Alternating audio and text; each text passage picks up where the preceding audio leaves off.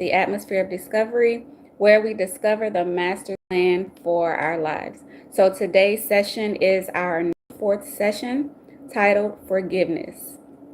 Today's session is titled Forgiveness. So, forgiveness is a moral release from the burden or obligation of a debt or guilt to let go and send it somewhere, preferably not in your vicinity, right? And by vicinity, I mean your heart, your mind, or your body.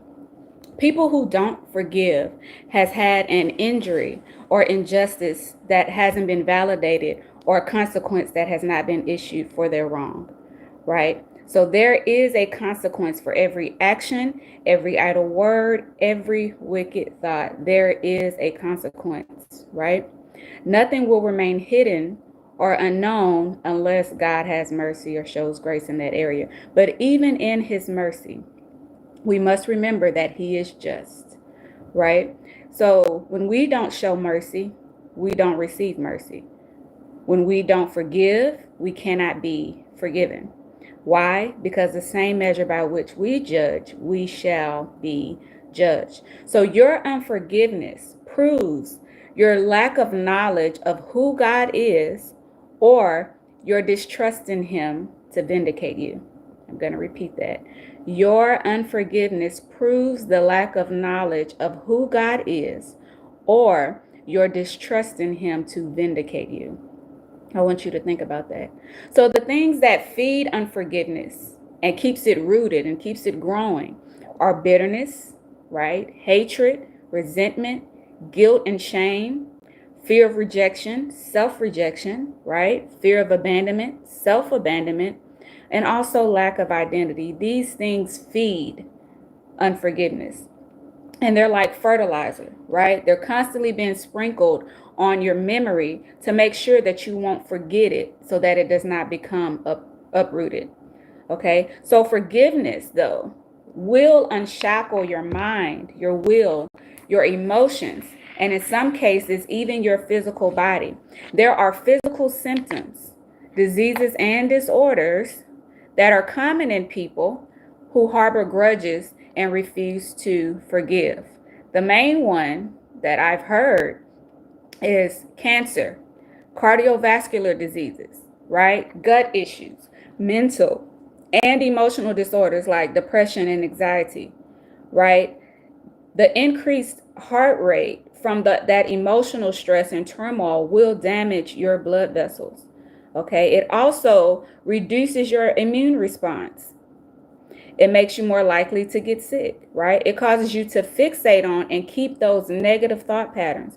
And most times, the diseases and disorders have the same characteristic as the emotion that you won't let go of, right? For example, the persistency in unforgiveness is the same intensity and unwillingness to yield to certain treatments, right? And I'm not a medical doctor, but if you are experiencing prolonged illness, things, even something as simple as a persistent cough that won't go away, anything that has a high resistance to treatment, and no matter what you've been doing, it hasn't been working, check your emotions, right? What are you holding on to? Is there something there? And if it is, I dare you to address it and see if those symptoms will not subside, right? So maybe you have released and forgiven everybody that you can think of, right? But have you forgiven yourself? Have you stopped punishing yourself for your mistakes? Healing requires you to recognize what is truly yours to carry and what has already been paid, right? So if the consequence has already been fulfilled, why do you keep adding more consequences, right? Not only to yourself, but why do you keep adding consequences to other people? If the consequence of their action has already been fulfilled, why are you adding more? So pain can stem, the pain in your emotions, the pain in your heart can stem from you punishing yourself because of your feelings of shame and emotional guilt, right? You still haven't forgiven yourself, even though God has. So let the shame and the guilt go. Stop holding grudges against yourself, resenting yourself, right? Living with unresolved guilt or spending years being too afraid to be vulnerable, right? These emotions might be the source of your physical ailments, of your physical pain. These things don't just stay in your emotions. That's why I tell you, I'm always an advocate of what are you thinking? What are you ingesting? What are you digesting? Because that thought will become a feeling. That feeling will cause you to act, right? And if it stays there and you never resolve it, it can affect you physically. So something that just started as a simple thought can end up affecting your physical body. The headaches that won't go away, right? The digestion and intestinal issues, right? Pain will create bitter roots, and bitterness keeps you tied to the offense, right? And as much as you hate it, it keeps you tied to the one who offended you. And it ties you to the failures that are related to your lack of vision, right? Because you cannot see or perceive properly when you have bitterness in your heart. But forgiveness is like LASIK to a bitter soul. Okay? So to overcome guilt, practice self-forgiveness. Okay? Get in the practice of giving and receiving forgiveness. Sometimes you're still holding on to the guilt for things people have already forgiven you for, right? But you're adding more consequences, right? You're self-sabotaging yourself because you still have not even forgiven yourself. Apologize, make amends, and then accept the consequences, right? Sometimes we want to avoid the consequence of our actions, so we absorb the guilt into our identity, okay, which paralyzes us. And instead of addressing it and then just dealing with the consequences, right? Accept the consequences of your action.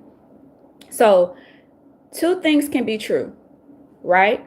You may have been wronged, but you also could be wrong for what you're doing, right? Those two things can be true. Just because someone wronged you does not mean that you're not wrong in what you're doing. Okay? Because of the injustices and injuries that you have faced, caused you to harm someone else, mentally, physically, or emotionally, right? Just because you were wronged does not justify. And sometimes that guilt and shame that you feel likes to remain covered underneath the wrong done to you, right? But no, you have to address your wrong so that you can get rid of the guilt, okay? You cannot deflect if you truly want to heal. Again, two things can be true. And they say hurt people, right? But that is not always true. You don't have to continue hurting other people or even hurting yourself just because you were hurt. Okay? You can do something about the hurt that you've caused, right?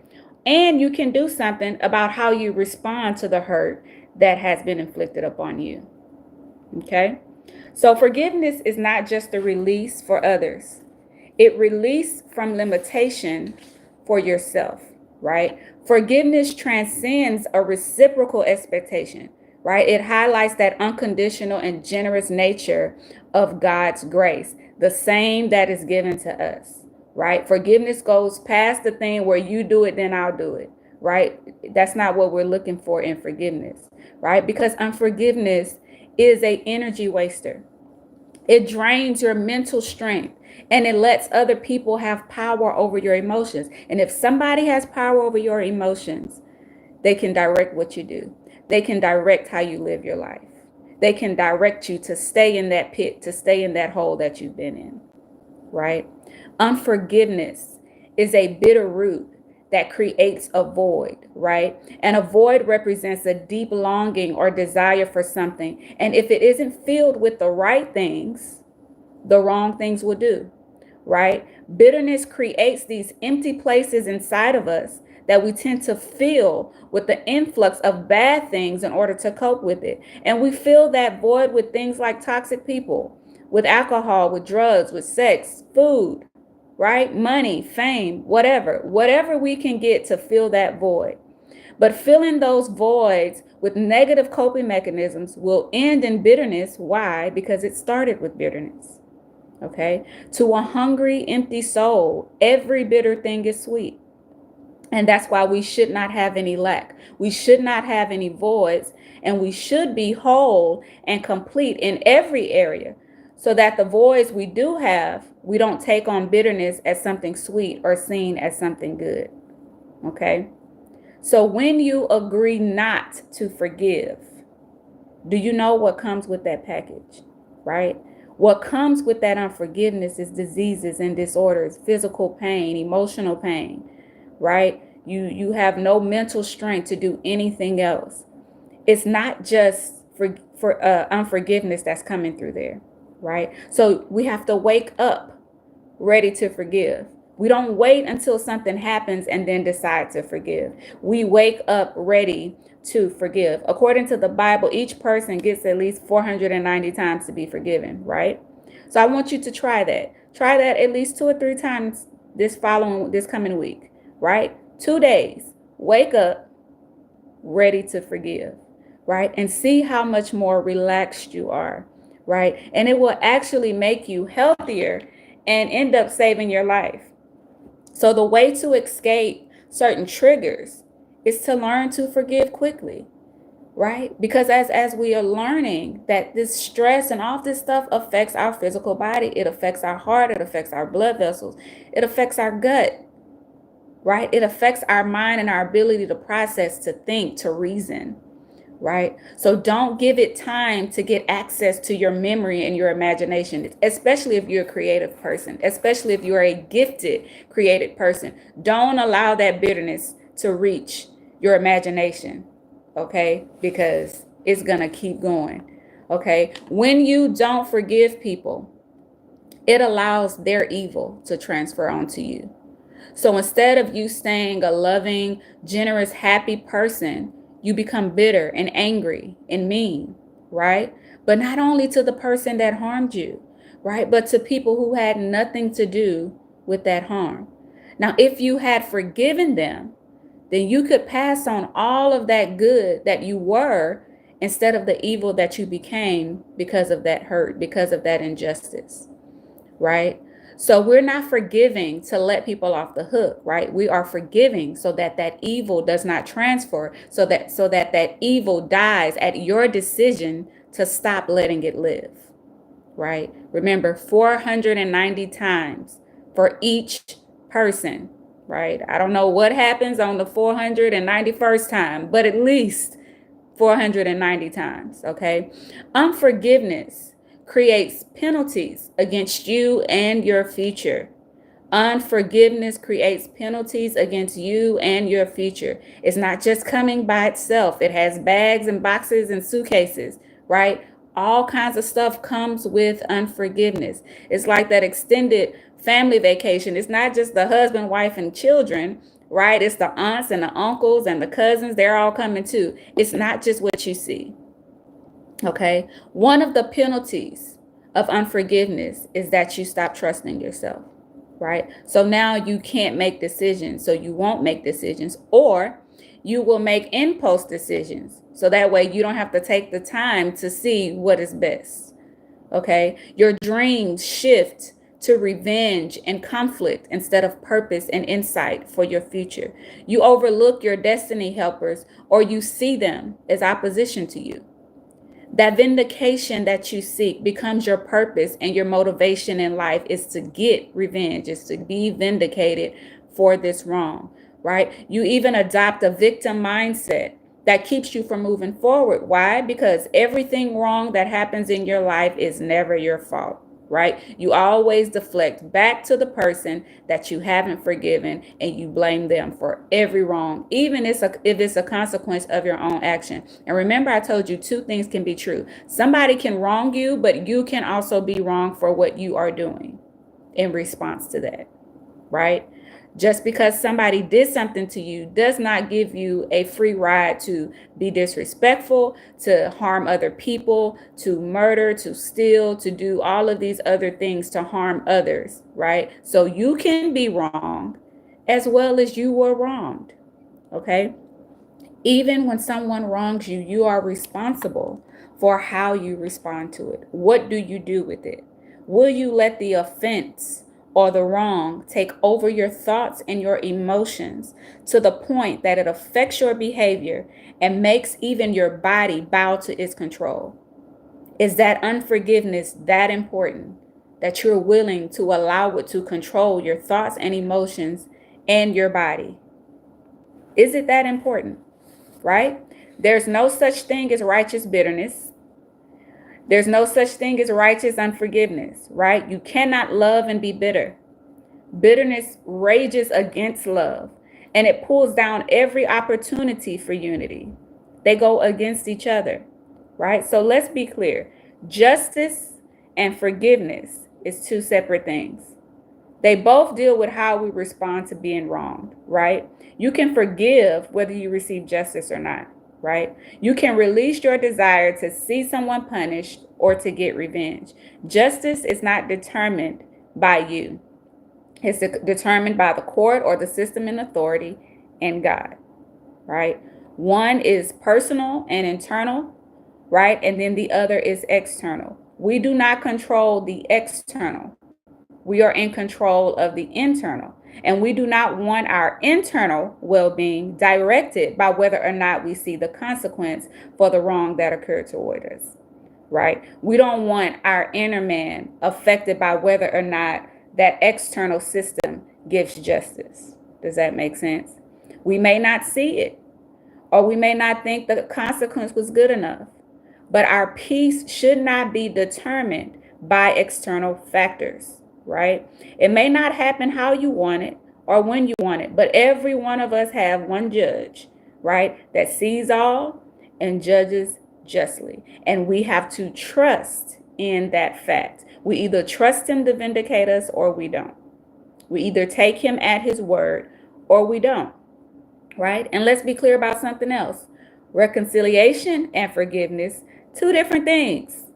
You don't have to reconcile, right? Forgiveness is about releasing the past. Reconciliation is about your decision for the future with this person, right? Or do you want to rebuild something with this person? You don't have to rebuild the relationship in order to forgive. You can forgive and move on if that relationship no longer serves you. Okay? Everybody don't have to be in your face or in your space. You get to choose who you allow in, right? If somebody is in your circle, they were allowed in. Okay? No is a complete sentence. No is a complete sentence. If you have extra time, no thank you, right? That's a complete sentence. You set the boundaries, right? Forgiveness is not a subconscious act. It is intentional. You have to intend to forgive 490 times each person, right? That's why I said try it out. Just 2 days. If you can't do 2 days, try one day out of the week to wake up with the intentions to forgive 490 times, right? You have to dislodge resentment, bitterness, hatred, and anger from your emotional, mental, and spiritual memory, right? Replacing it with peace, with trusting yourself, right? Replace that with God. You have to get rid of those things because they're not doing anything but feeding the thing that you're trying to get rid of, right? So again, forgiveness is not a release from the consequences of your wrong, right? It's just a release from the offense, okay? For example, if you break a window, somebody might forgive you, right? They're no longer angry. They're not holding it over your head, but you still got to pay for that window, right? That's how forgiveness is, right? Forgiveness says, I see what happened, but I'm not going to continue punishing you or letting what you did define you. Okay. But consequences are like ripples. You know, when you throw a rock into the water and you see the ripples. Even if the person forgives you, the ripples, the lost trust, right? The brokenness, the pain, all of those things might still need to play out. Sometimes you come across people that's just like, don't worry about it, right? Good. But some people, others, it's not that easy. You got to work out that broken trust, right? You got to work out that pain and that restitution. Forgiveness removes the moral charge, but it doesn't remove the impact of the wrong, right? That the impact has to be worked out on the terms of the person that was wronged, right? If you are in a situation where it is a parent or a sibling or a spouse or someone where you don't want to remove yourself, right? Then both of you have to be willing to deal with the consequences and work out the impact of that wrong together. Both of you, if you don't want to remove yourself, both of you have to want to work out the impact of that wrong together. That means both of you will work through the resentment, through the anger, through the hurt together until trust is restored, right? And the consequence is fulfilled. Okay? Trust will not restore on its own. It's an intentional decision both of you make every day until it is settled within you that you're safe.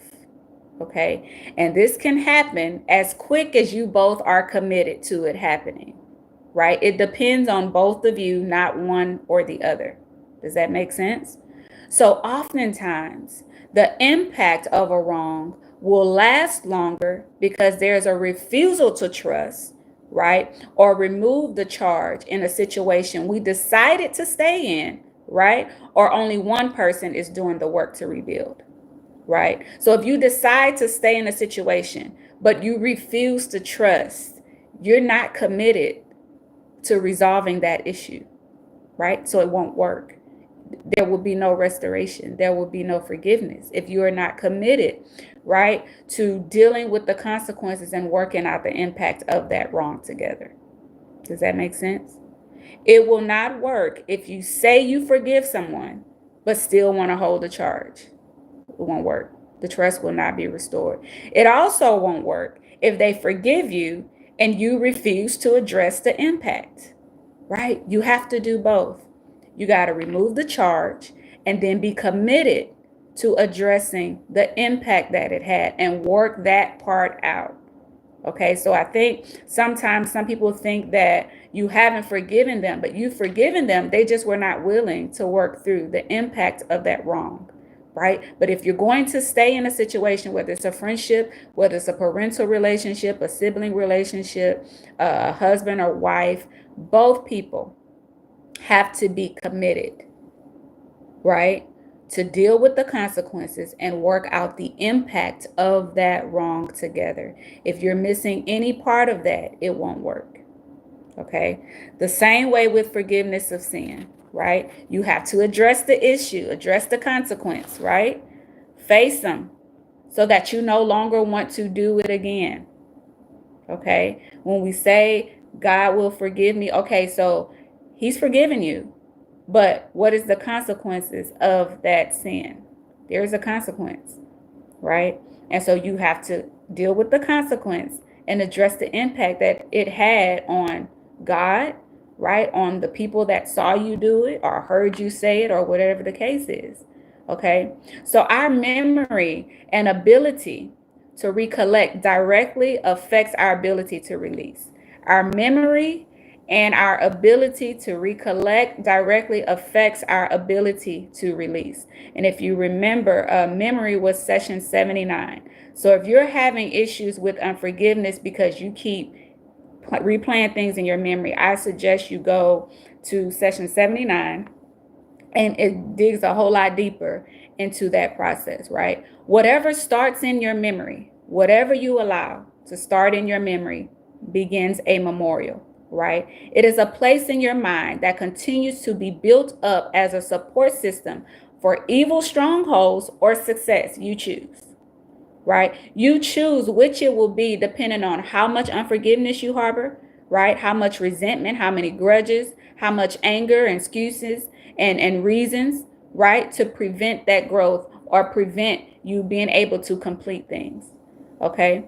So to start the process of forgiving, you must recognize and address overwhelming emotions and events that force you out of emotional regulation. And if you are constantly not able to manage your emotions, that was session 90.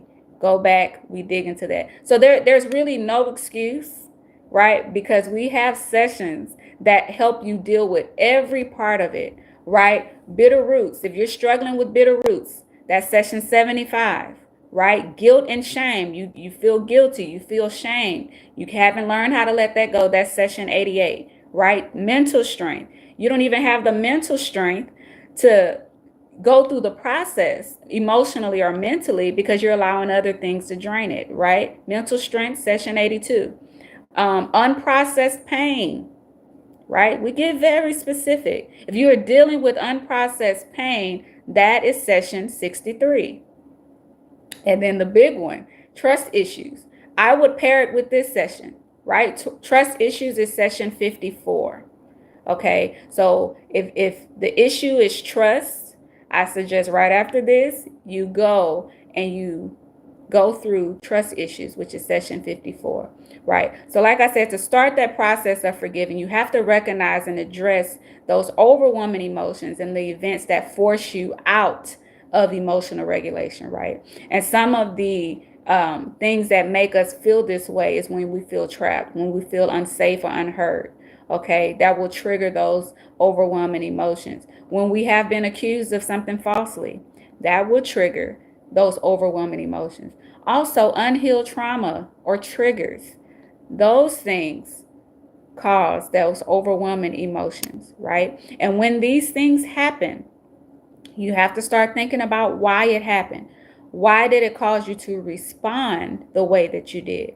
And when you find the real reason why, right? Not the stuff you tell yourself so you don't have to deal with it. Not those reasons, right? But when you find the real reason why, envision how you would have liked that to happen, right? And if it's because there has been some previous unaddressed issues, make a list of all of those issues that you have not addressed, right? To start the healing process, take them one by it could be two, it could be 200.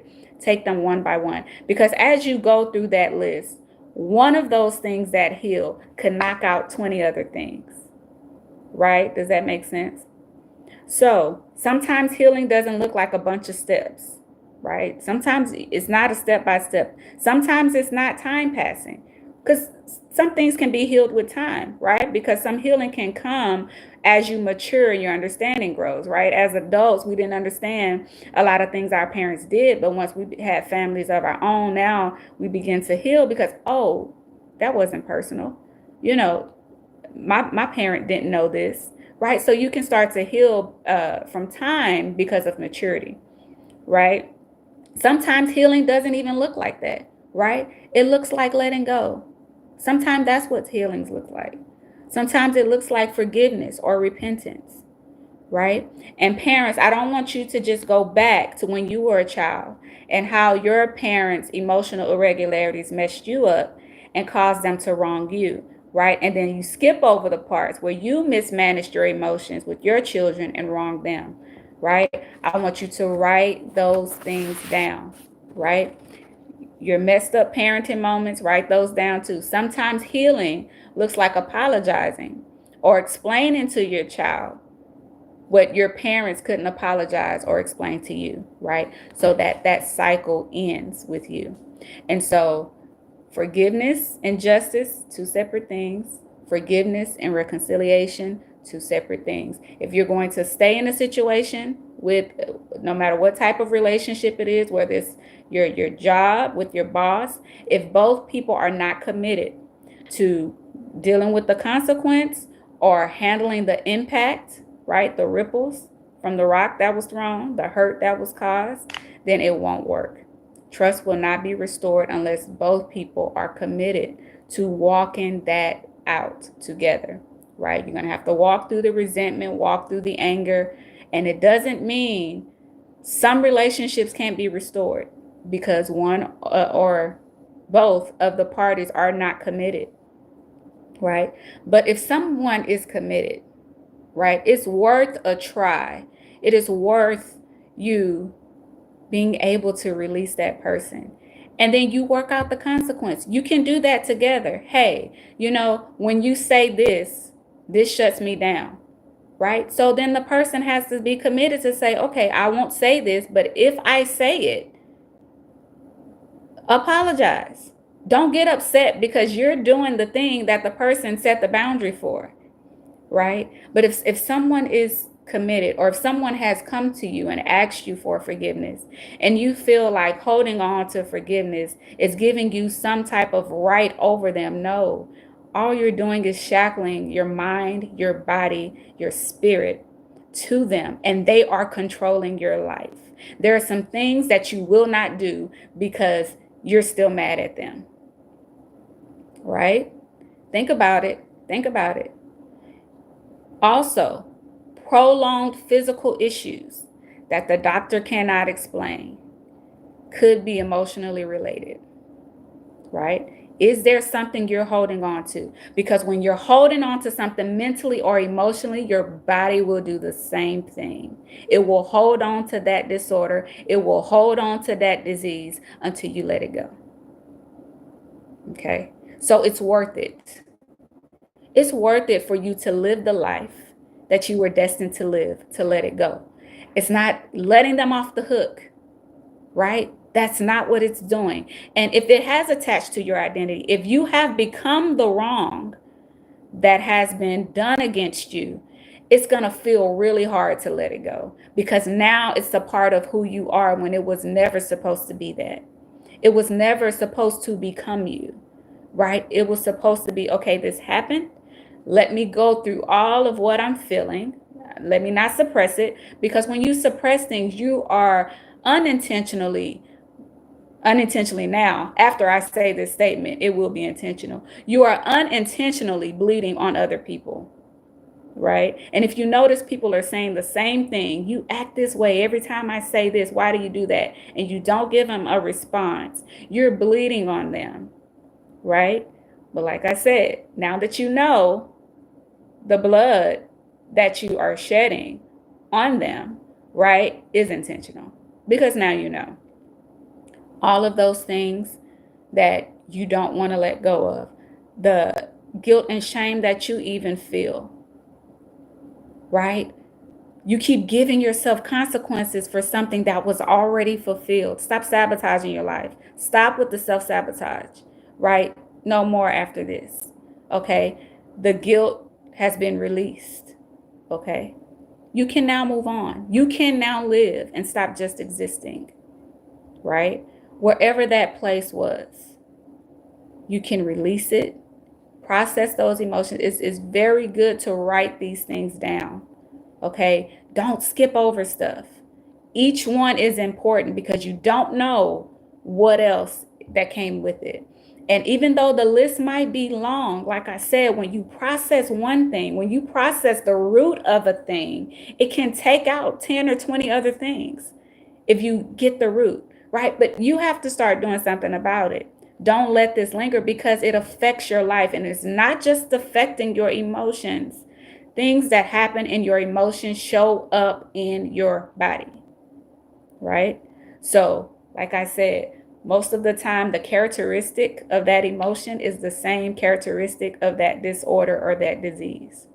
So if you find the emotion, you'll find the cause of that persistent disease, of that persistent disorder. Okay. God bless you all. The other sessions that I listed, please go. And if, like I said, if trust issues is the reason you can't forgive, whatever the reason is you can't forgive, it's in the list, right? Because this is the 94th session. Okay. So it's in the list. So if you truly want to be free, if you truly don't want to be bound to certain things, go through the list of the full sessions. Okay. Find the one that speaks to you. Get your pen and paper out and be willing to do the work for you, right? This is for you. Okay. Yes. Find the emotions and you will find the cause. So I'll close with that. Thank you all for listening. And also don't forget, we now have our online courses available at www.edwinaebayewu.com. You can go ahead and start enrolling. The first two modules are available: discovery and recovery. And so if you want more intense one-on-one, go ahead and check that out.